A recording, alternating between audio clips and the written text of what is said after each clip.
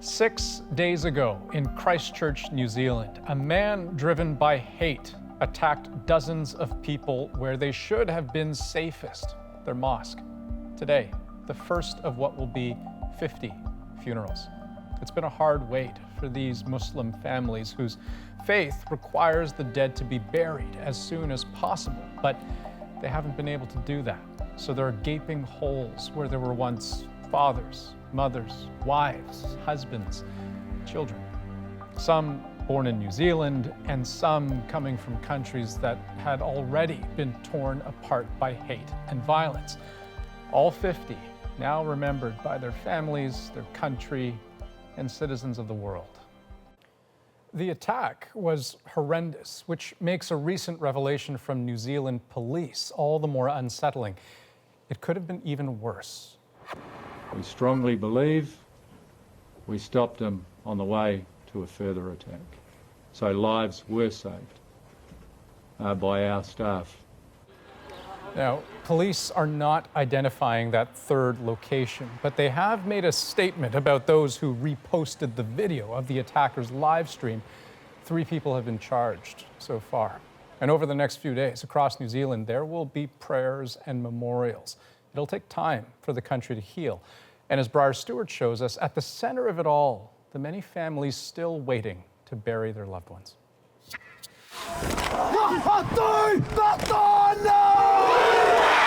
During the haka ritual, the Maori believe the whole body should speak and convey a message, and this is one of loss, but also of strength and resolve. Even members of rival biker gangs turned up to take part alongside hundreds of others in a tribute to the victims. It was as if it happened to them, like as if their loved ones had died, and we're all just one big family, and it really came out today. Maha Al-Madani's father, 66-year-old Ali, was killed in the shootings at Al Noor along with several family friends. The family is from Jordan originally, and they moved to New Zealand 22 years ago. He really loved New Zealand. Yeah. He really considered it home, and yeah. My husband decided to come here because it's a safe place for the girls and for my son. The family is still waiting for police to release Al-Madani's body. Some funeral services have already been held, and more are expected soon. The hope is that both mosques that were attacked can be reopened in time for Friday prayers. The Prime Minister has also called for 2 minutes of silence across New Zealand.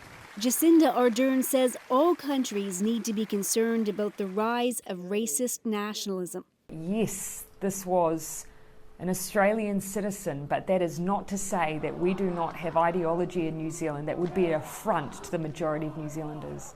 We still have a responsibility to weed it out where it exists. Now there's an effort to protect those left shaken and feeling vulnerable. As a group prays, a line of people stand behind them, symbolically watching their backs. It's a country looking inward, searching for a way forward in the midst of so much grief.